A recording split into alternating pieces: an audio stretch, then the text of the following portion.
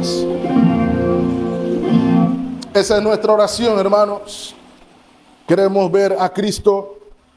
Todo es sobre Cristo, por Cristo y para Cristo. Mientras estemos con vida, decía una canción, no nos podemos cansar de Cristo. Mis amados hermanos, rogamos al Señor por salvación, edificación, y rogamos también por un deseo de comunión más íntima con Él en virtud de su palabra.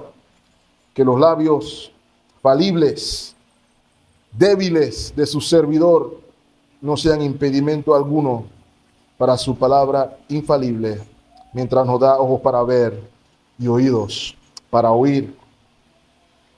Si se dieron cuenta, hermanos, en la mañana de hoy vamos a continuar nuestro viaje y vamos a seguir justo donde quedamos la semana pasada.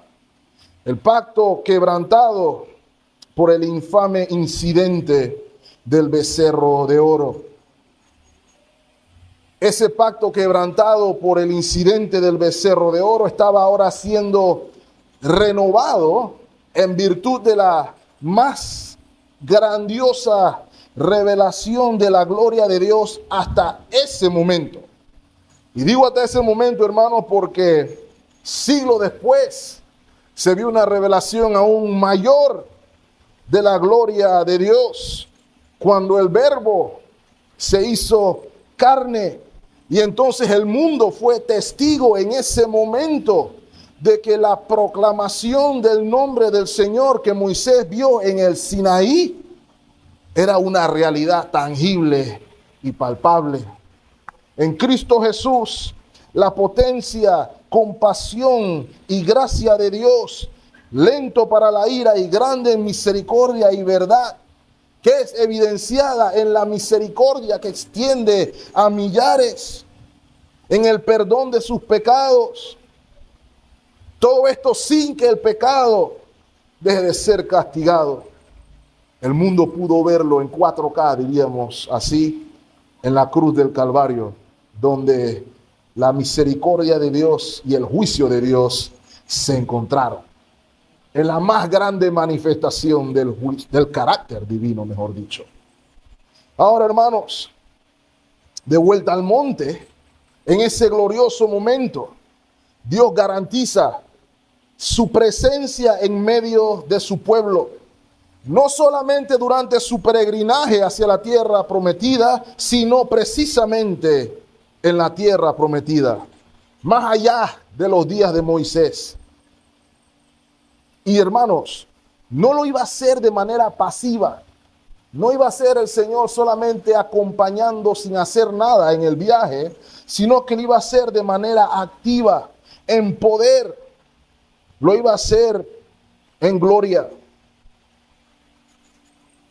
De una manera temible, como lo vimos en el versículo 10, ¿cierto? En medio de ellos, para la gloria de Dios proclamada a las naciones. Ahora, hermanos, quiero que entienda que esto era lo que buscaba Moisés. Esto era lo que quería Moisés cuando oró: Señor, muéstrame tu gloria. Él quería la certeza que trae la comunión con Dios en virtud de su promesa. Y hermanos, sépalo bien, eso aplica no solamente para Moisés, sino que aplica para usted y para mí que me escucha hoy. Acompáñeme a Hebreos capítulo 6, versículo 17. Dice el autor de los Hebreos: por lo cual, queriendo Dios mostrar más abundantemente a quienes, hermanos, a los herederos de la promesa, esos son ustedes y yo. ¿Qué cosa quería demostrar el autor de Hebreos? ¿O qué cosa quería demostrar Dios? La inmutabilidad de su consejo. Para demostrar eso, ¿qué hizo? Juramento. Versículo 18. Para que por dos cosas inmutables, en las cuales es imposible que Dios mienta, usted tenga, ¿qué cosa? Un fortísimo consuelo los que hemos acudido para asirnos, aferrarnos, amarrarnos de la esperanza puesta delante de nosotros.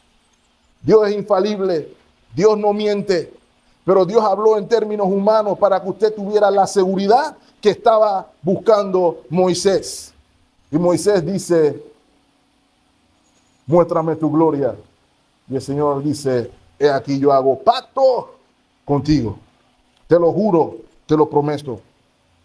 Por eso, mis amados hermanos, nuestra tesis se mantiene igual. El pacto renovado revela el carácter lleno de gracia y misericordia de Dios para con el pueblo que redimió. Para con el pueblo que redimió. Ahora, hermanos, consecuentemente el título es el mismo que el de la semana pasada, entonces. El pacto renovado, parte 2. Ahora, ¿cómo se muestra la gracia y la misericordia de Dios para con su pueblo en la renovación del pacto? Mi tesis esta mañana plantea 2 puntos. Primero, por su misericordiosa asistencia o advertencia, mejor dicho, y por los efectos de su presencia en medio de su pueblo. Esas serían las 2 razones, mis amados hermanos. Quisiera recalcarlo. Por su misericordiosa advertencia y por los efectos de su presencia en medio de su pueblo. Ahora, hermanos, sin más preámbulo, vayamos a ver la misericordiosa advertencia. La misericordiosa advertencia, mis amados hermanos, la vamos a observar desde el versículo 11 hasta el versículo 26. Es allí donde la vamos a observar. Déjenme ver si por la gracia de Dios podemos verlo con claridad. A partir del versículo 11, mis amados hermanos, el Señor va a hablar como si estuviera un padre hablando con su hijo. Un padre que busca el bien de su hijo. A partir del versículo 11, pudiéramos hablar de que Dios proyecta un corazón pastoral. Es lo que vamos a observar allí.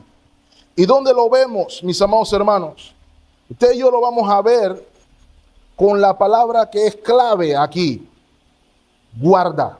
Es el primer verbo que vemos en el versículo 11. Guarda. Gracias, varón. Dice el versículo 11. Guarda lo que yo te mando hoy.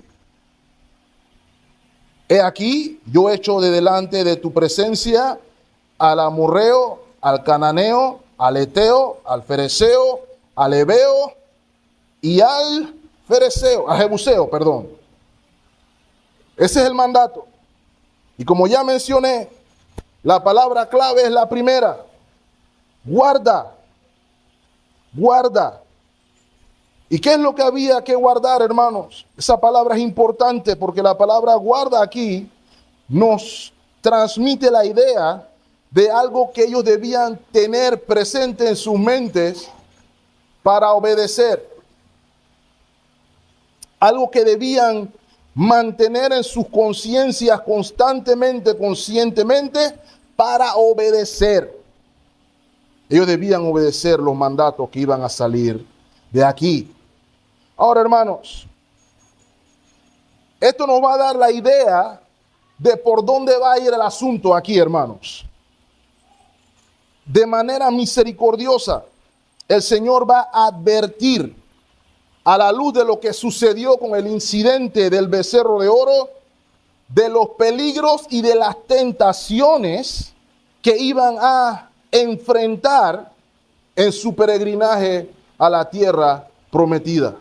Las palabras que vemos aquí son una advertencia con mucha gracia, con mucha misericordia del peligro con el cual se iban a tener que enfrentar los hijos de Israel una vez que llegaran a Canaán.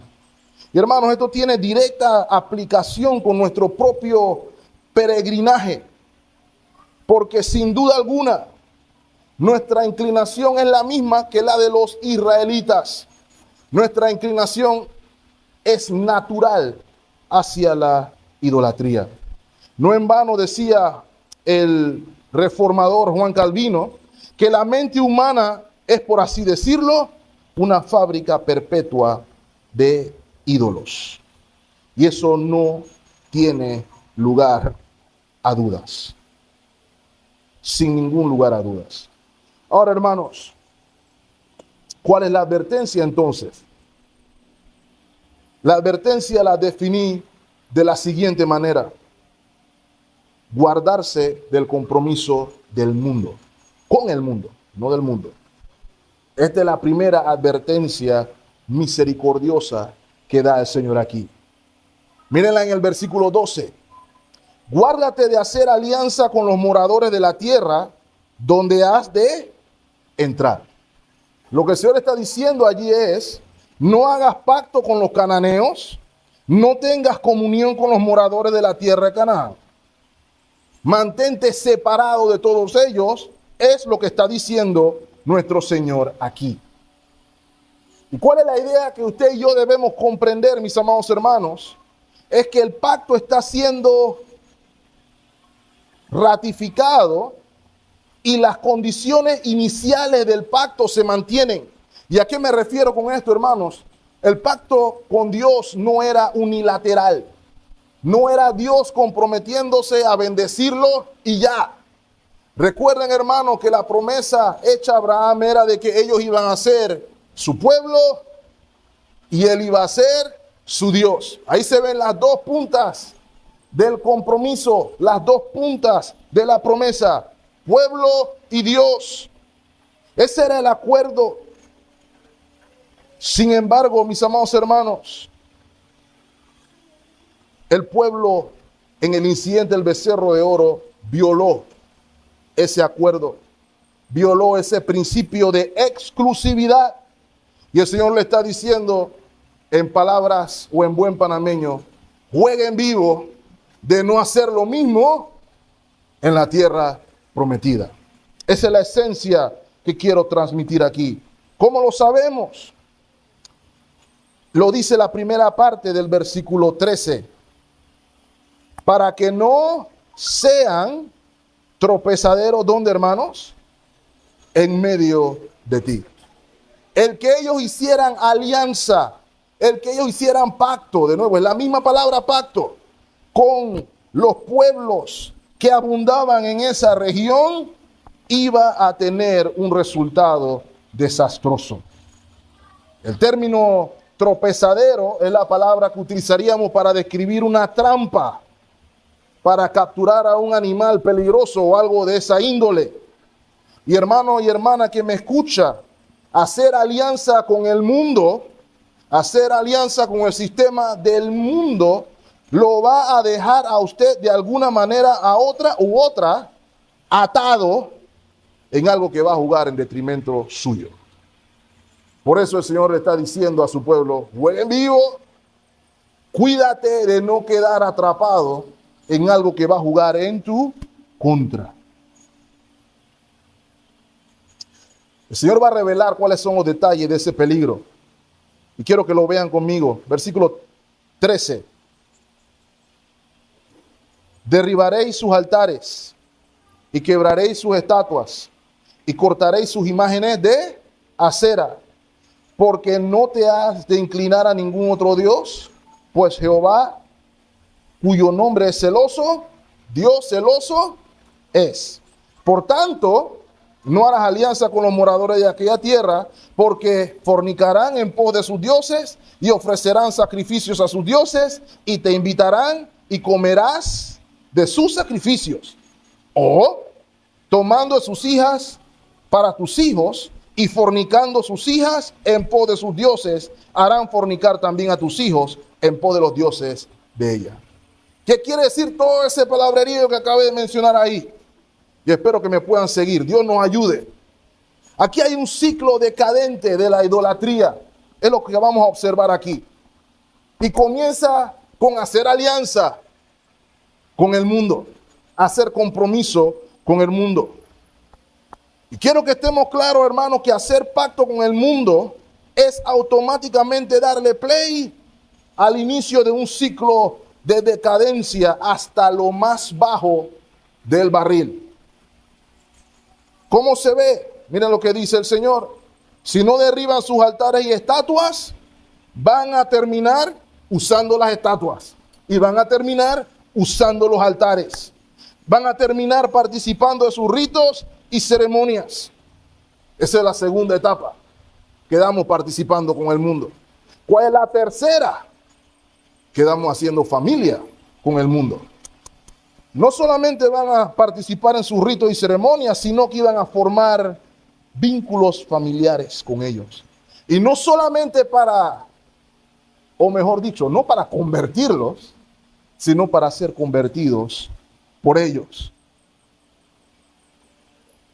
Dejando al único Dios verdadero para terminar adorando a los diferentes dioses que ellos adoraban.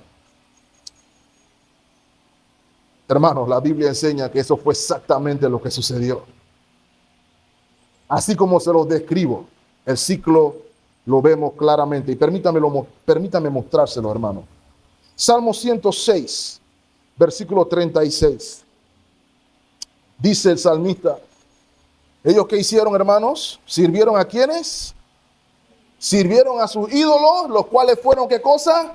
La causa de su bendición, la causa de su ruina, la causa de su desastre. Hermanos, a veces tenemos que pensar cuando nuestra vida espiritual no prospera, ¿cuál puede ser la causa? Y hermanos, permítanme ratificar que lo que veo en las Escrituras no es un ataque del diablo o de ningún demonio. Tiende a ser que hemos sido negligentes y que probablemente en algún momento hayamos entrado en el ciclo que acabo de mencionar. Por eso el mandato es activo. Cuídate, guárdate por la gracia de Dios, por el poder del Espíritu Santo, de olvidarte de estas cosas o poner por práctica estas cosas. Mírenlo, Jueces capítulo 2, versículos 1 y 2. Acababan de llegar a la tierra prometida, ya Moisés no estaba ahí. Estaban bajo la administración del siguiente mediador, que era Josué. Y luego de allí muere Josué y llegamos al tiempo de los jueces. Histórico, famoso, porque cada quien hacía lo que bien le parecía. Y note lo que dice, versículo 1 del capítulo 2. El ángel de Jehová subió a Gilgal en Boquín y dijo, yo os saqué de Egipto y os introduje en la tierra de la cual había jurado a vuestros padres, diciendo, no invalidaré mi pacto con vosotros. Pero no termina ahí. Versículo 2. Con tal que vosotros no hagáis, ¿qué cosa? Lo que acabamos de leer. Pacto con los moradores de esta tierra, cuyos altares habéis de derribar, mas vosotros no habéis atendido a mi voz. ¿Por qué habéis hecho esto? ¿Qué quiere decir esto, hermano? Ellos no tumbaron nada, ellos no quitaron nada, ellos no echaron a todos los que estaban en la tierra. Justo lo que se les había mandado hacer. Y ya entonces, en ese momento de la historia, ya lo que el Señor había dicho en el pacto, había quedado en el absoluto olvido para su ruina, que es lo que usted ve en el libro de Jueces. Pero no solamente en el libro de Jueces, a lo largo de toda la Escritura o el Antiguo Testamento. Y termino con un caso más. Primera de Reyes, capítulo 11, versículo 1 y 2. Y cito este caso para que veamos cómo el ciclo se da tal como el Señor lo dijo en su palabra inspirada. Eso que iba el Señor a amenazar que sucedía, que si no se guardaban, pasó al pie de la letra. Reyes, Primera de Reyes 11:1. Pero el rey Salomón amó, además de la hija de Faraón, esa era extranjera, ¿verdad? Pero esa no fue la única. A muchas mujeres extranjeras, a las de ¿dónde? Moab, a las de Amón, a las de Edom, a las de Sidón y a las Eteas. 2. Gentes de las cuales, ¿quién había dicho? Jehová había dicho a los hijos de Israel, no os llegaréis a ellas, ni ellas se llegarán a vosotros, porque ciertamente harán inclinar vuestros corazones tras sus dioses. A estas, dice la Escritura, pues se juntó Salomón bravo. ¿Dice su Biblia bravo? No, ¿verdad? Con amor, con el mismo amor que Sansón amó a Dalila y ignoró a todas las israelitas. Con el mismo amor que él veía que estaban bonitas las filisteas y feas las hebreas. Así amó Salomón a las mujeres que vieron. Y noten, hermano, no fueron ni una ni dos. El versículo que sigue dice que fueron 700 mujeres oficiales. Eran oficiales porque eran mujeres reinas. Y 300 concubinas. 1000 mujeres, hermanos, todas extranjeras. 1000 mujeres por compromisos estratégicos para quedar bien con las naciones a su alrededor. ¿Están bien el principio donde voy? Amados hermanos, nunca pensemos que ceder en lo más mínimo en algo que Dios prohíbe va a tener repercusiones positivas. Nunca piense que 2 negativos hacen un positivo. Eso no funciona aquí así. Si entramos en el negativo, terminaremos en el negativo. Y las Escrituras declaran que sus mujeres desviaron su corazón, tal cual como el Señor lo dijo en Éxodo. Primera de Reyes, versículo 4. Y cuando Salomón era ya viejo, ¿qué sucedió? Sus mujeres inclinaron su corazón tras dioses ajenos, y su corazón no era perfecto o íntegro con Jehová su Dios, como el corazón de su padre David. ¿Lo ve allí? Porque Salomón siguió a Astoret, diosa de los sidonios, y a Milcom, ídolo abominable, dice el autor bíblico, de los amonitas. E hizo Salomón lo malo ante los ojos de Jehová, y no siguió cumplidamente a Jehová como David, su padre. No terminó ahí, hermano. Esa es una declaración bien progresiva de la decadencia. Versículo que sigue. Entonces edificó Salomón un lugar alto a Quemos, ídolo abominable de Moab, en el monte que está enfrente de Jerusalén, y a Moloc. Usted sabe qué hacía Moloc, ¿no? Moloc prendía niños. ¿Sí? Eso es lo que estaba haciendo Salomón. Ídolo abominable de los hijos de Amón. Así hizo para todas sus mujeres extranjeras, las cuales quemaban incienso y ofrecían sacrificio a sus dioses.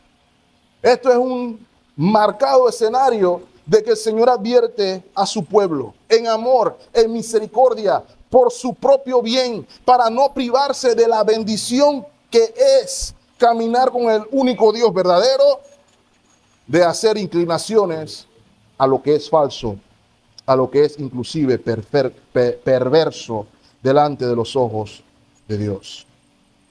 Mis amados hermanos, si cedemos, el ciclo termina en la más profunda idolatría, a menos que corramos al Señor en arrepentimiento y fe. Ahora, hermanos, póngame atención un momento. Si usted y yo cedemos un ápice en lo que el Señor nos manda en su palabra, estaremos entrando en el ciclo que mencioné. Ahora, esto no quiere decir que ahora nosotros tenemos que ir a quemar mezquitas y tenemos que ir a quemar sinagogas y ir a vandalizar lugares de culto satánico o cualquier lugar de rito, pero sí nos llama a considerar que primero usted y yo no podemos asociarnos en adoración con alguien que no adora al único Dios verdadero. Es lo primero que se puede desprender como lección. Tengo un problema con cierta actividad interreligiosa que a veces se aupa desde ciertos sectores. Y no quiere decir que no podamos trabajar con personas que no piensan igual que yo en un fin común. Lo que no podemos hacer es adorar juntos. Voy a poner un ejemplo. Tengo este ejemplo fresco en la mente. Hace poco en Estados Unidos se hizo la palabra exacta es la convención republicana.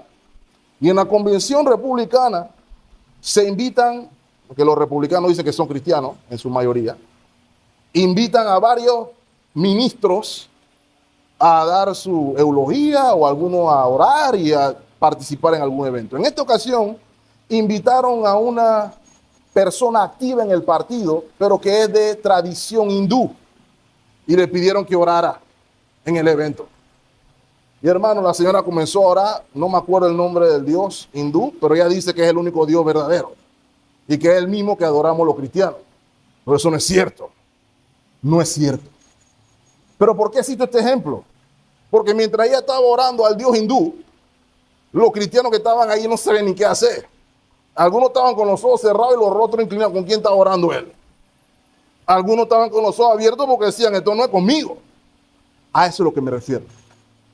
No se puede adorar al único Dios verdadero por medios ajenos, en asociaciones que no van de acuerdo con el único Dios verdadero.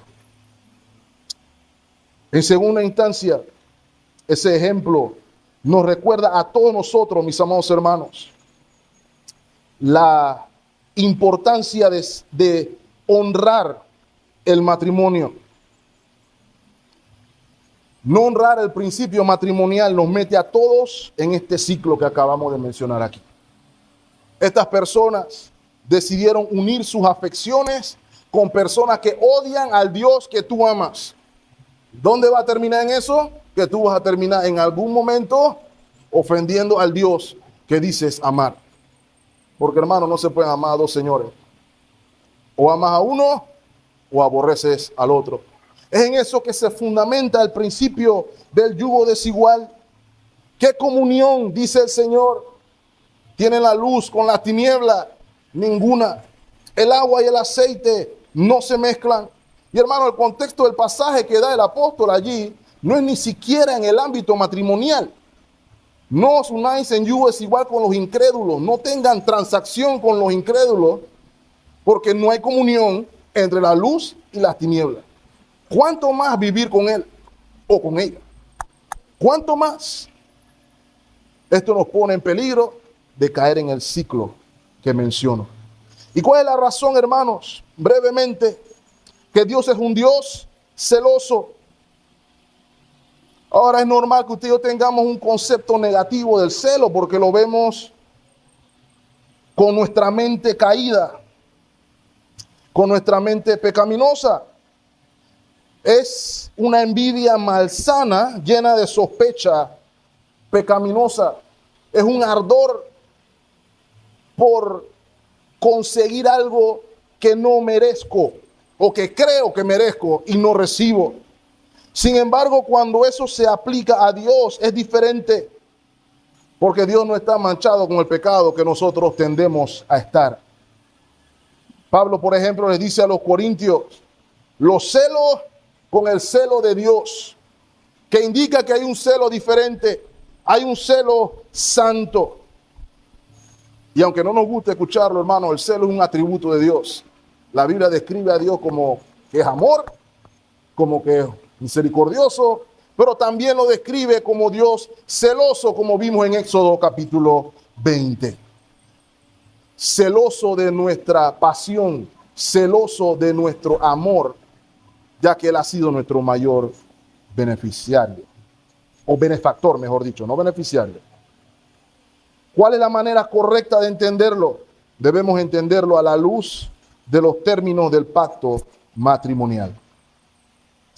Permítame citar, por ejemplo, al teólogo J.I. Packer en este punto, que me parece interesante, hermanos. El celo de Dios por su pueblo, como hemos visto, presupone al amor que corresponde al pacto.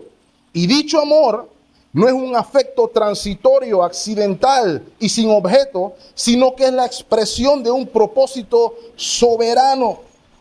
El objetivo del amor de Dios en el pacto es el de contar con un pueblo en la tierra y posteriormente el de tener a todos los fieles de todas las épocas consigo en la gloria. Porque el objetivo último de Dios, como lo declara la Biblia, es triple. Primero, vindicar su gobierno y su justicia, mostrando su soberanía al juzgar el pecado. Segundo, el de rescatar y de redimir a su pueblo elegido, el de ser amado y alabado en tercer lugar por ellos, por sus gloriosos actos de amor y autovindicación. De manera que el celo de Dios le lleva de un lado a juzgar y a destruir a los infieles entre su pueblo, los que caen en la idolatría y en el pecado, y aún más a juzgar a los enemigos de la justicia y la misericordia en toda parte.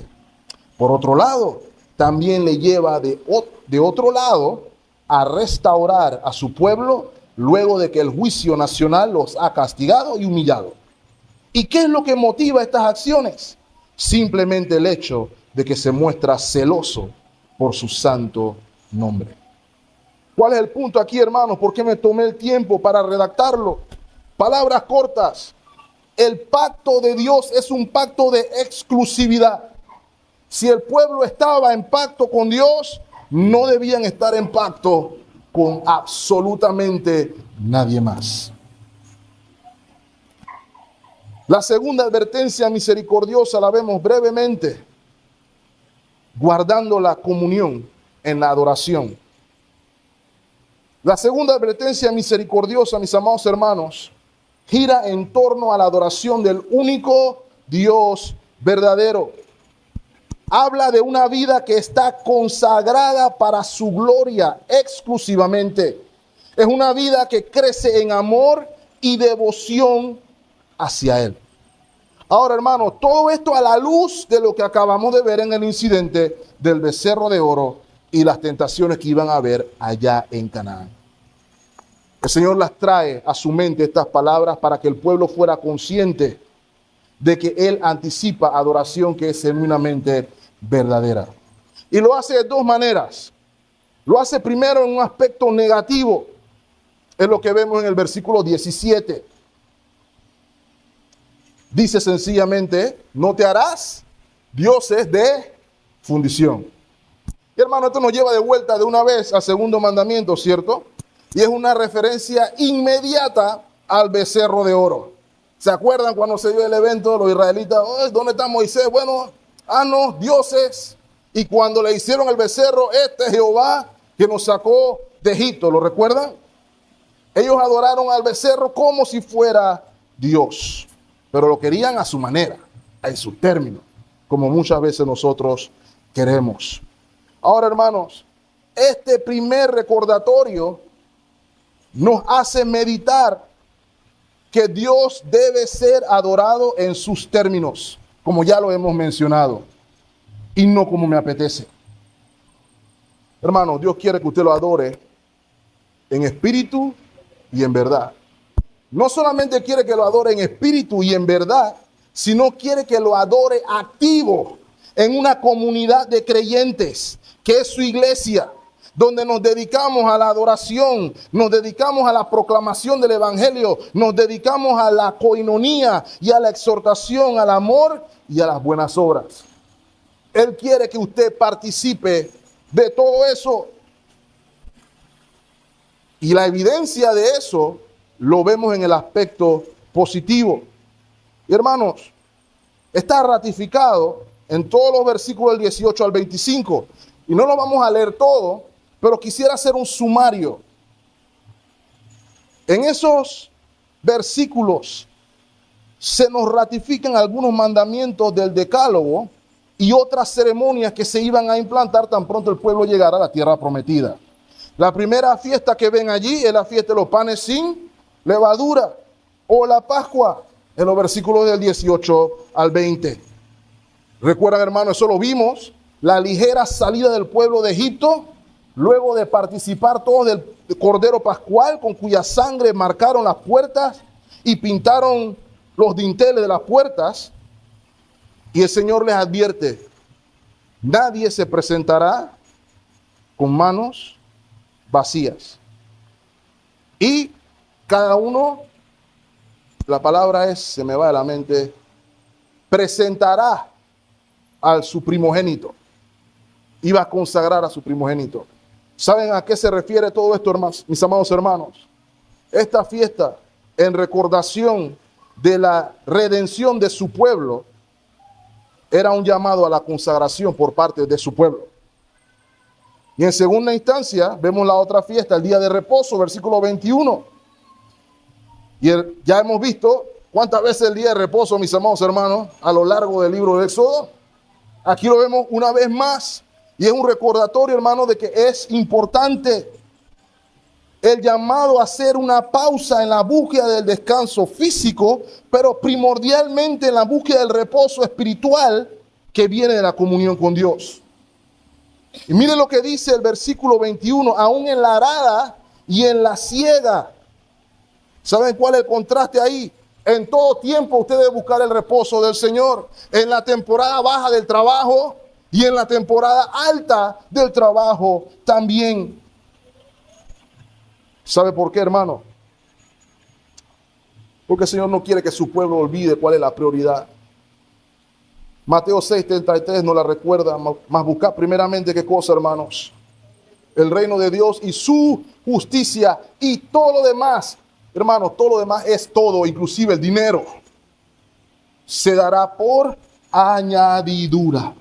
El Señor le dice, cuídate de celebrar todas estas fiestas, que no se te olvide de dónde proviene tu mayor bienestar. Mi amado hermano, se lo digo de corazón, no deje que su trabajo le prive de su comunión con Dios. No deje que su trabajo sea algo que usted utilice para decir, yo no puedo congregarme ni tener comunión con Dios. Y note a qué no me refiero. No estoy diciendo que un día me tocó trabajar domingo. No me estoy refiriendo a eso. No estoy diciendo que hay trabajo de necesidad. Estoy trabajando turnos, soy policía o lo que sea y me tocó trabajar 1 o 2 domingos al mes. No estoy hablando de eso. Pero si usted tiene un trabajo que es todos los domingos, que no le permite tener lo que mencioné, tiempo con los hermanos de coinonía, de comunión, de exhortación al amor y a las buenas obras, debemos pensar, hermano, que ese trabajo no necesariamente es una bendición, porque la mayor bendición es comunión con Dios. Es una palabra categórica, pero el testimonio de las Escrituras me lleva a esa conclusión. Y finalmente, hermanos, las fiestas de las semanas, las fiestas de las primicias, las fiestas de la siega de las primicias de la siega del trigo y la fiesta de la cosecha a la salida del año, desde el versículo 23. Todas estas eran fiestas de peregrinación. El pueblo tenía guiado por los varones que viajar hasta el punto de encuentro en Jerusalén para celebrarlas. Ahora, hermanos, no me voy a quedar en los detalles de las fiestas per se, porque consideramos que el énfasis de esta porción es la siguiente.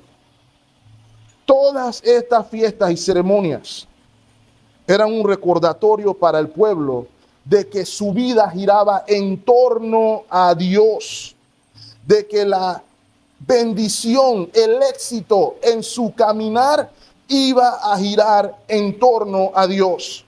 Que no se olvidaran de al estar alrededor de todas estas naciones paganas que se mueven con otras motivaciones y otras pasiones, que ellos se sintieran que le iba a ir bien haciendo lo mismo. Para el mundo, el domingo es día para ir a la playa, para dormir todo el día, para ver televisión. Y algunos no lo hemos creído. Pero para el creyente, el domingo es día de comunión con Dios. Primeramente, no estoy diciendo que no puede descansar, pero no hay descanso verdadero sin Dios. Es la premisa. Estas fiestas eran un recordatorio de que ellos vivían corandeo, de que nosotros vivimos corandeo en presencia de Dios para la gloria de Dios. Quisiera advertir, hermanos, guardémonos, voy a usar la misma palabra que utiliza el autor bíblico. Guardémonos, hermanos, de hacer por hacer. ¿A qué me refiero de hacer por hacer? De participar de una manera ritualista, de una manera ceremonial dentro de la congregación. Bueno, ya me paré, ya cociné, ya salí de la puerta, llegué a la iglesia, ya di mi ofrenda, ya escuché al pastor, ya me comí el pan, ya tomé la copa y voy para la casa. Es hacer por hacer. Guardémonos de eso, hermano, porque el pueblo de Israel cayó en eso. Hacían y hacían, pero no lo hacían con el corazón en ello. Por eso el Señor dijo en Isaías, por ejemplo, estoy hastiado de todas sus fiestas y ceremonias. No era que ellos no la estaban haciendo, pero la estaban haciendo por hacer, porque el propósito de todas estas ceremonias, hermanos que me escuchan, es comunión con Dios. No calentar el asiento. No sentirse, bueno, ya llegué y ya salí. Y el Señor dice, bueno, asistencia anotada. La meta es comunión con Dios. No salga de aquí sin comunión con Dios. No se sienta cómodo viniendo a la iglesia una vez al mes. No se sienta cómodo estando con los hermanos una vez al mes o cada 2 meses. Siéntase cómodo estando en comunión con Dios y con los hermanos siempre que se pueda. Porque nuestra vida está en torno a Él. Siéntase mal si no puede y no diga, bueno, como yo tenía que trabajar, no tengo que ir. Siéntase triste si tiene que trabajar. No lo vea con alivio. Este tema es vital, mis amados hermanos, a lo largo del libro de Éxodo. No lo tomemos a la ligera. Fuimos llamados para adorar, mis amados hermanos. Fuimos redimidos para adorar. ¿Y cuál es la herramienta que nos guarda de esto, hermanos? El Evangelio de nuestro Señor Jesucristo. El Evangelio de nuestro Señor Jesucristo es un recordatorio para evitar el hacer por hacer. Es un recordatorio de que nuestras vidas fueron rescatadas del abismo más profundo. Es un recordatorio de que siendo yo pecador, Cristo murió por mí y que mi vida entera se la debo en agradecimiento por lo que hizo por mí. Eso es lo que ese pan y esa copa significa. Que usted tiene comunión con Él. No es nada más mastíquelo y ya. Meditemos en lo que representa. Meditemos en lo que es. Lo cual me lleva al segundo y último punto, en los minutos que me quedan. La segunda muestra de la misericordia de Dios en la revelación, en la renovación del pacto. Lo vemos en los efectos de su presencia en medio de su pueblo.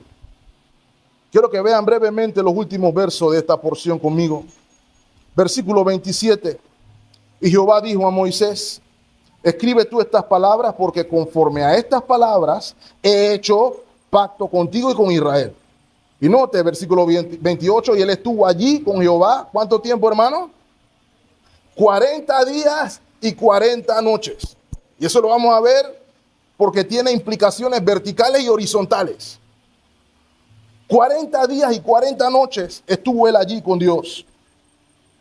No comió pan, ni bebió agua, y escribió en las tablas las palabras del pacto, los 10 mandamientos. Ahora, hermanos, lo primero que quiero que vean allí, algo de eso hablamos ayer en el evento donde estuvimos, la inspiración de la palabra de Dios.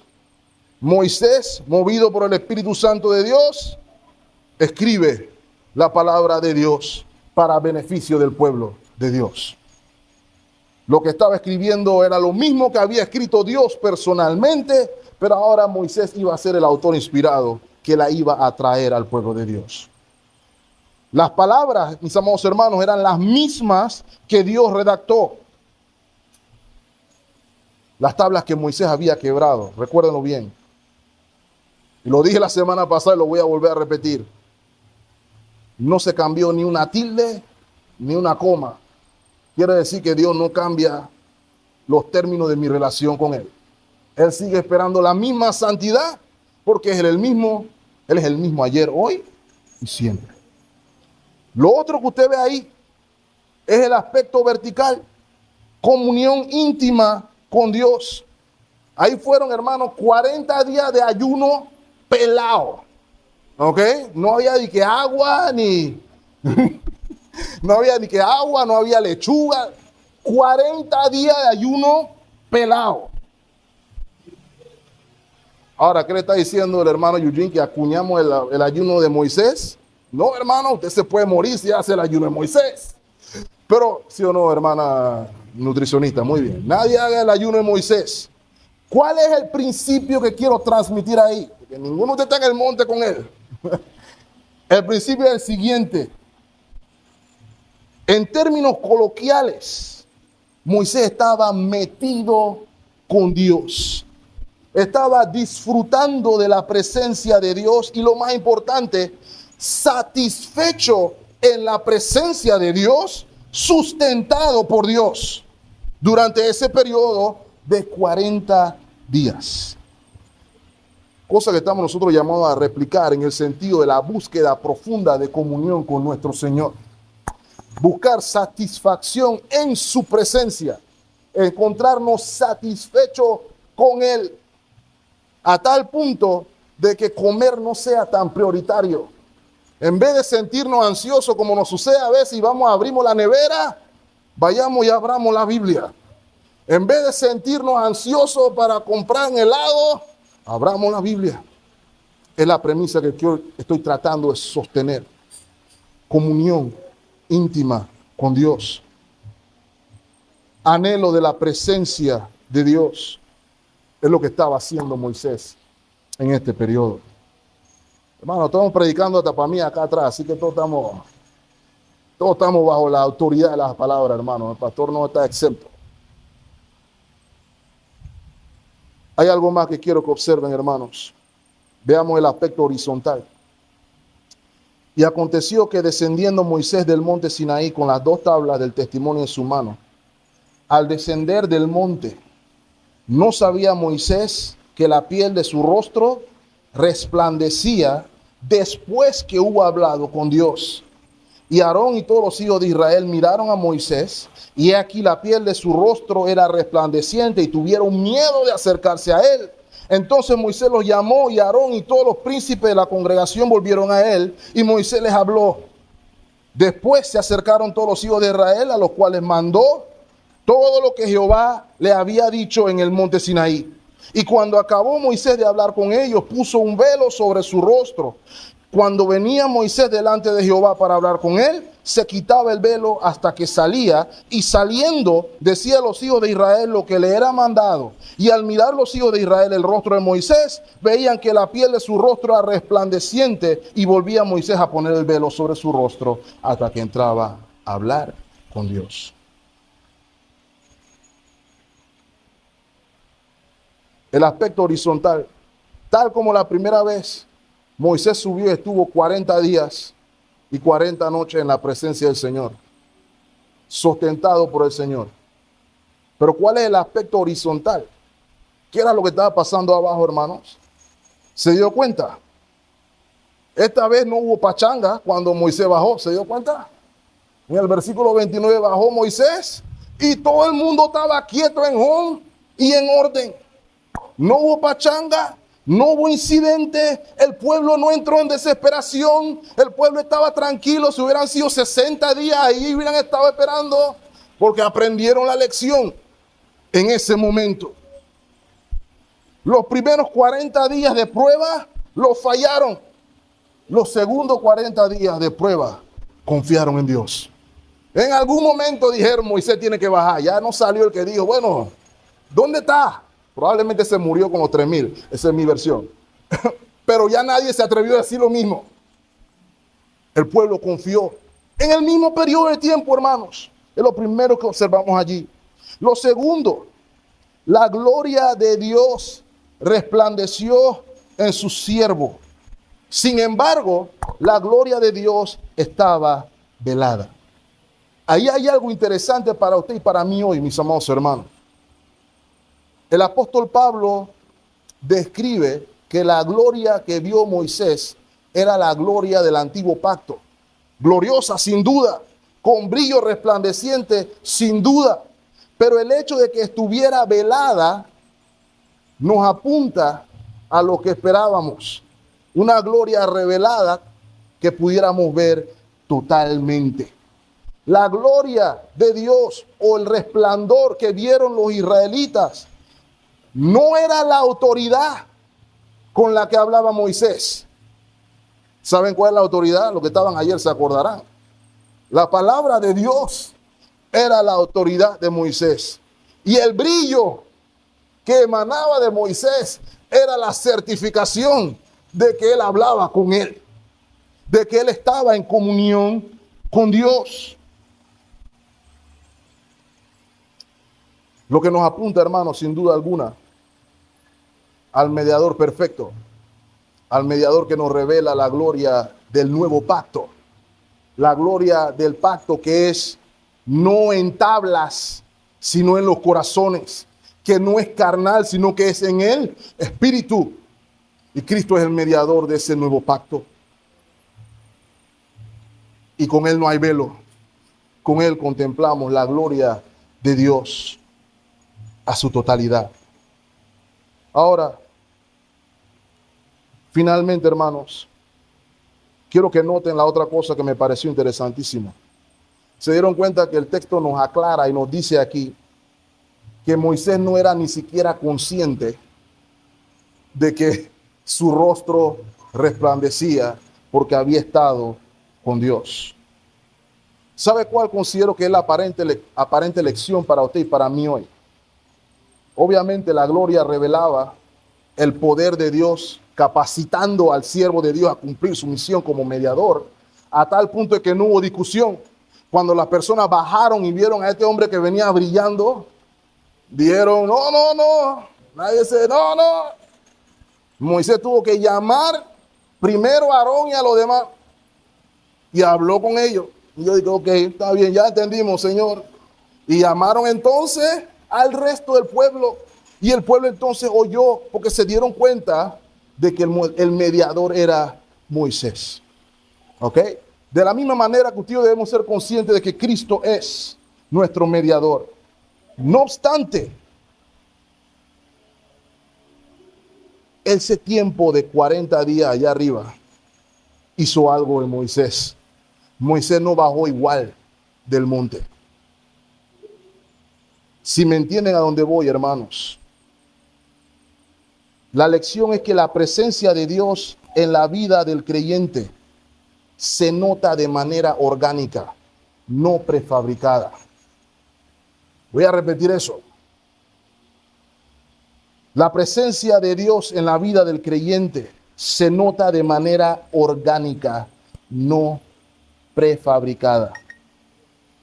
Su intimidad con Dios, mis amados hermanos, el tiempo que usted pasa a solas con Dios, el tiempo donde nadie lo ve, solo usted y Dios, sabe dónde brilla con mayor esplendor sin que usted se dé cuenta cuando está en público. Es lo que yo veo aquí. ¿Y saben qué es lo que pasa, hermano? Que a veces actuamos al revés. Parece que usamos el enfoque fariseico. Nos enfocamos en fabricar una apariencia externa. Voy ahí ensacado, voy ahí encorbatado. No estoy diciendo que esté mal, no me malinterprete, hermano. Voy a venir encorbatado hasta el día que me muera. Ese no es el punto. El problema está en pensar que porque yo vengo encorbatado, que porque yo vengo ensacado, o porque tengo la Biblia más grande posible debajo del brazo, la presencia de Dios se ve. Ahí es donde está el error. Porque no es algo fabricado. No se arregla comprándose el saco más caro o el zapato más pretty. Es algo interno, no externo. De hecho, hermano, lo que probablemente haga la extremada manifestación externa, mejor dicho, es manifestar que hay un vacío de comunión con Dios interno. Creo que eso es lo que podemos desprender de ese hecho. Moisés ni siquiera se dio cuenta que estaba brillando. Me imagino que cuando vio a la gente corriendo fue que, ¿qué está pasando? Que se dio cuenta que algo diferente había en él. Y hermano, que las personas sepan que usted es de Cristo, no porque anda gritando a los cuatro vientos, que sepan que es de Cristo por cómo vive su día a día. Porque estamos llamados a resplandecer igual, hermano. Ese es nuestro llamado. El término que usa el Señor en su palabra es luz igual. Y sabe que usted tiene esa capacidad de hacerlo, porque el mismo espíritu que encendió la cara de Moisés es el mismo espíritu que mora en su corazón y el mío. El Espíritu Santo de Dios mora en nuestros corazones, dándonos el poder para actuar conforme a lo que Dios lo llamó a usted y a mí a hacer. Probablemente a mí a predicar, probablemente conforme a su don, a ser generoso, a enseñar, a hacer cualquier cosa que el Señor nos ha llamado a hacer. Usted está llamado a orgánicamente brillar con la luz del Espíritu Santo. De tal manera que se cumplan las palabras de los evangelios cuando dice Mateo, así alumbre vuestra luz delante de los hombres para que vean vuestras buenas obras y glorifiquen a vuestro Padre que está en los cielos. Así como Moisés brilló, usted debe brillar para Cristo.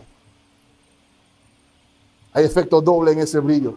Nos apunta a la luz de Cristo en primera instancia, pero también es un recordatorio que usted y yo debemos reflejar la luz de Cristo a todo el mundo, de manera orgánica, no prefabricada, de manera real, de manera consciente, no para impresionarme a mí o a cualquier hermano aquí, porque recuerden cuando estuvimos viendo el Sermón del Monte, aquellos que lo hacen con ese propósito ya tienen su recompensa. ¿Y cuál es? Que yo diga, oh, el hermano hace un despliegue de santidad brutal. Pero recuerden, hermano, que usted y yo no queremos el aplauso de los hombres, sino que aquel que ve en lo secreto, en lo íntimo, que él conoce cuántos días pasaste con el Señor en la intimidad, o cuántos segundos pasaste con él en la intimidad. Él sí sabe, él te recompensará en público. Invirtamos los valores y brillemos con la luz de Cristo para la gloria de Dios, con la ayuda del Espíritu Santo, que es nuestro fiel ayudador en virtud de la obra que el Señor ha hecho en la cruz del Calvario, para que usted sea partícipe de semejante bendición. Señor le bendiga ricamente, hermanos. Estemos orando. Amado Dios, gracias por tu palabra. Gracias porque tú de manera misericordiosa has llamado a tu pueblo a vivir en santidad en primera instancia y a vivir en consagración y en constante santificación y en adoración a tu santísimo nombre. Ayúdanos, Señor, a recordar que hemos de reflejar la luz de Cristo en nuestras vidas, que hemos de reflejar en nuestro andar, por tu ayuda, en tu poder, no en el nuestro, lo que tú has hecho por nosotros en la cruz del Calvario. Empodera a tu iglesia, Señor. Queremos ser testigos fieles de tu verdad. Ayúdanos en nuestra debilidad, te rogamos. Muéstranos nuestra debilidad y libéranos de nuestros prejuicios. Señor, ayúdanos, te pedimos, a ser conscientes de nuestra inclinación al hacernos ídolos. Ayúdanos, Padre, a rechazar lo que no sea conforme a ti. Ayúdanos, Padre, a derribar nuestros altares falsos.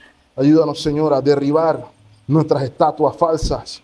Ayúdanos, Señor, te lo pedimos, a que podamos echar alejar de nosotros a aquellos que nos alejan de ti. Te lo pedimos todo en Cristo Jesús, nuestro Señor y Salvador. Y el pueblo de Dios dice, amén y amén.